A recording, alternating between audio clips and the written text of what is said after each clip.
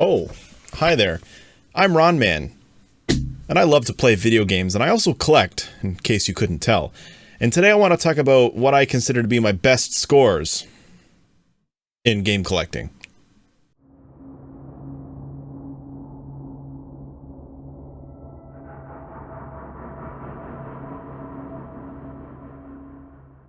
Okay, so I just want to start off saying that these scores might not be better than any of your scores. These are just scores that I think are pretty good. So the way that I establish what I consider a score is basically what I received for how little I paid. Now, you might not even consider these scores to be all that great, but to me, I thought they were. The first one is a Super Nintendo.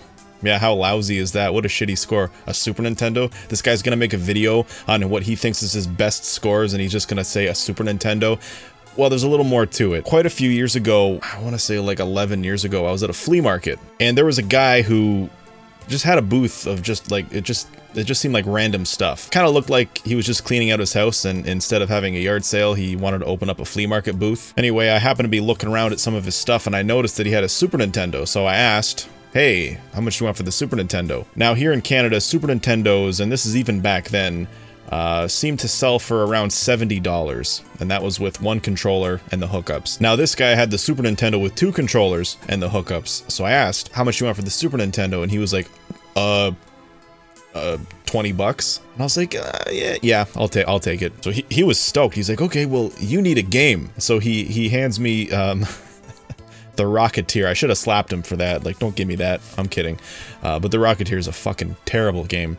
Terrible game. So I gave him 20 bucks, and in fact, I think I gave him an extra $5. I said, oh, I don't need the game, man, but you know, I'll give you an extra $5 if you want to throw in the game. He was thrilled. I was thrilled. $20, $25 for a Super Nintendo, two controllers, and the Rocketeer. That's not it. That's not the whole score. Stay with me. Also, the same year, I had a friend who bought a cottage up in Northern Ontario, and he went up to his cottage, and it was, I think, the first time he went to the cottage, and he called me.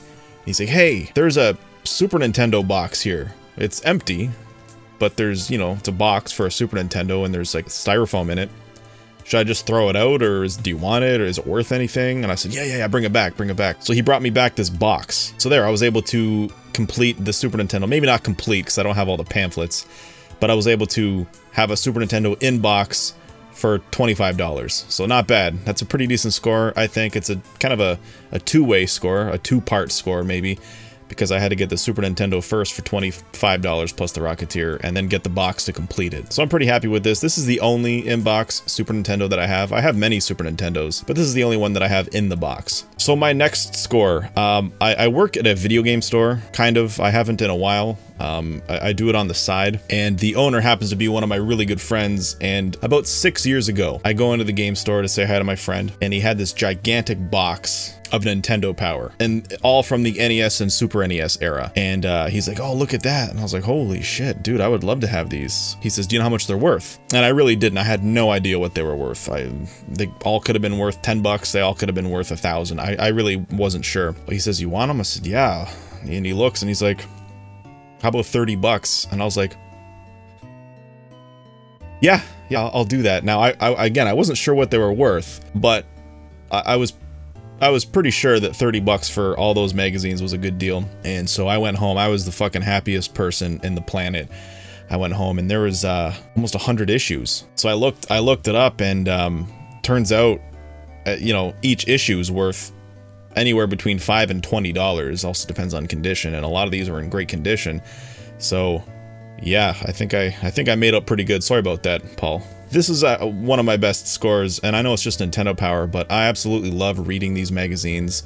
They help out in my game reviews sometimes, and you know, there are times where when I'm actually playing a retro game, instead of Googling it, like if I'm stuck or whatever, and yes, I do use guides on occasion, you know, instead of just Googling the problem, I'll actually Google what Nintendo Power issue featured the game that I'm playing, and then I'll just read Nintendo Power and try to go through based on that, except for sometimes not all the information's accurate. Like in the Mega Man X2 issue, the heart container in Overdrive Ostrich, they don't actually tell you how to get it properly without dying, so they probably just didn't know any better. Also, for Castlevania 3, they tell you that Grant is the easiest character, like he's the best for beginners. And so when I was trying to learn how to play Castlevania 3, I kept picking Grant as like my companion, and he is not for beginners. He has some neat abilities, but I think Sypha is better for beginners, because the first time I was ever able to beat that game, I used Sypha. Anyway, Nintendo Power, $30 for, I don't know, like $1,000 worth of magazines. For my final score, what happened the night of the score, I was at the Penn Center, and I was shopping with my girlfriend, and I had a friend text me, my friend Mike, and he says, hey, Value Village has a Mega Man game. Value Village, by the way, is kind of like a secondhand store here in Canada. I'm not too sure if the States has Value Village, but it's a store where people just like drop off their stuff. They donate all their stuff, clothing, you know, appliances, utensils, anything, video games, toys, and it's actually a pretty good place to go if you're a game collector. So, you know, check those places out, like Value Village, Goodwill. Anyway, my friend Mike texted me and he said, yeah, hey, there's a Mega Man game at Value Village. You should go check it out. I'm like, oh fuck. So I looked at my girlfriend, I was like, babe, we gotta go to Value Village. Like, even if it's only like Mega Man 2, like, I'll still go buy it. So we get there, and they had Mega Man X2, Mega Man X3, and Earthbound, all for like way cheaper. Mega Man X2 for $49.99. Now that game here in Canada usually goes for about $150. They had Mega Man X3 for $69.99. That game here in Canada normally goes for around $350. They had Earthbound for $100. Now here in Canada, that game goes for about $200 to $250. I don't think I've ever been so excited in my life. So I bought them. Of course, who the fuck wouldn't? Surprised my friend Mike didn't buy them. He could have bought them and resold them. But I don't really resell my stuff. Anything I collect, I usually just keep it. So I got those 3 games. Now, I already owned X2 and X3. I love those games. But now I have 2 copies of both of those games. And this was my first time owning Earthbound. So I was extremely happy to have these 3 games. And I think this is one of my best scores, getting those games for super dirt cheap. Maybe not dirt cheap. I think I paid more for these games than I would have if I had bought dirt. But you get the point. Anyway, guys, thank you so much for watching. These are just 3 scores that I consider to be maybe some of my better scores. Maybe I have other scores. I really can't remember. I've been collecting games for a long time. But anyway, if you like this video, please like, please subscribe to the channel, and I'll see you next time.